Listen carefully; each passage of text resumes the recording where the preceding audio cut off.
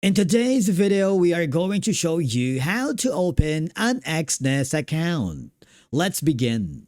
Now, the first thing that you need to do, open your browser and go to the official Exness website, which is www.exness.com. And then I want you to click the register button. What will happen is you'll be forwarded to a new page. To create an account in Exness is simple. Provide your business or personal email address, create a strong password, and if you want to make the account creation faster and easier, you can also sign up using your Google account and follow the on-screen instructions. After creating your account, you will see a notification on the top corner of the Exness dashboard. You need to complete your profile using information that exactly matches your identification documents.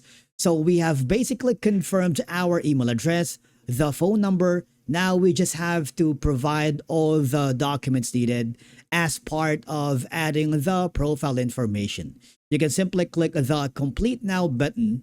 You will notice that there are steps 1 out of 12. And all I have to do is provide all the information needed, answer as much as information as you can, and make sure all documents are clear, valid, and match the information in your profile. Once the verification is successful, you will see a notification on the top corner that says your account has been fully verified. And basically, that's it for today's video on how to open an account in Exness. Thank you so much for watching. We will see you again in the next video.